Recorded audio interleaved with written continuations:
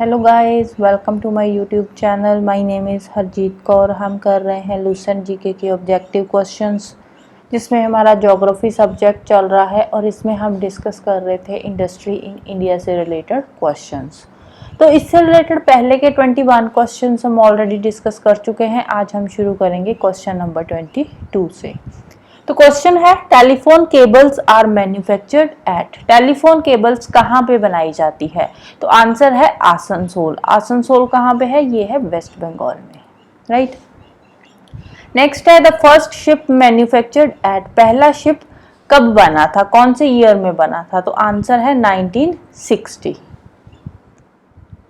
Next है, ships are repaired mainly at. Ships को कहाँ पे रिपेयर किया जाता है? जहाँ पे शिप्स को रिपेयर किया जाता है उस जगह को क्या बोलते हैं? डॉकयार्ड या फिर शिपयार्ड बोलते हैं। तो ये कौन सी जगह में है इंडिया में? ये डॉकयार्ड जो बना हुआ है ये है Mazagaon dock eight Mumbai.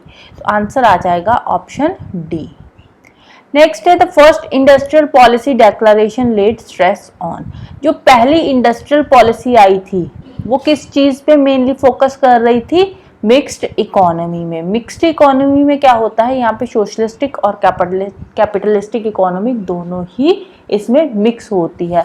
Socialistic मतलब पब्लिक सेक्टर, कैपिटलिस्टिक मतलब प्राइवेट सेक्टर। मतलब कि मिक्स्ड इकोनॉमी में क्या होता है? पब्लिक सेक्टर भी होता है और प्राइवेट सेक्टर भी होता है। अब देखो, इंडिया को इंडिपेंडेंस की बात करें तो पब्लिक सेक्टर की भी जरूरत थी, क्योंकि प्राइवेट सेक्टर के पास इतना पैसा नहीं था। तो जितनी भी बड़ी बड़ी इंडस्ट्रीज थी वो किसने सेटअप करी? पब्लिक सेक्टर ने, गवर्नमेंट ने खुद सेटअप करी थी।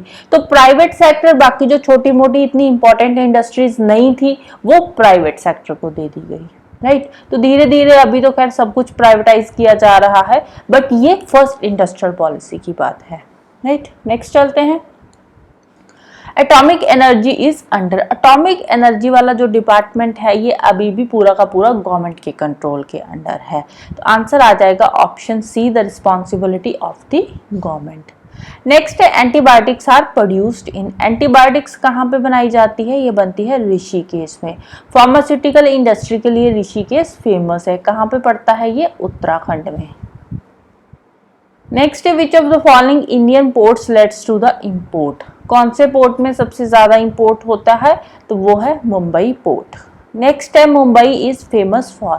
मुंबई किस चीज के लिए फेमस है? मुंबई कॉटन टेक्सटाइल इंडस्ट्री के लिए फेमस है। अगर हम इंडस्ट्री की बात करें कि मुंबई कौन सी इंडस्ट्री के लिए फेमस है, तो वो है कॉटन टेक्सटाइल इंडस्ट्री।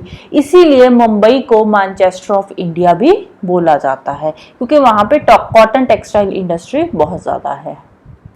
नेक्स्ट है, भिलाई इज एसोसिएटेड विद।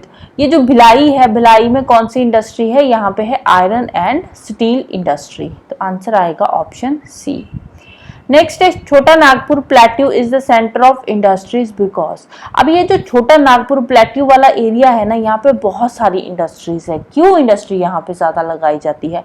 क्योंकि यहाँ पे कोयला है और कोयला हर इंडस्ट्री की रिक्वायरमेंट है। इसीलिए ज्यादातर इंडस्ट्रीज छोटा नागपुर प्लेट्यू के आसपास ही सेटअप करी जाती है। तो आंसर आ जाएगा option B, it possesses coal.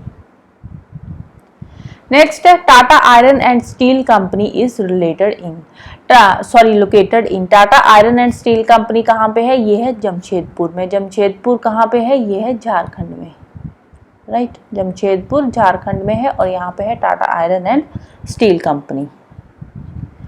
Next है, which of the following city is called Manchester of India. Manchester of India किसको बोलते हैं? मुंबई को बोलते हैं। क्यों बोलते हैं? क्योंकि ये कॉटन टेक्सटाइल के लिए फेमस है। यहाँ पे बहुत सारी कॉटन टेक्सटाइल इंडस्ट्रीज है।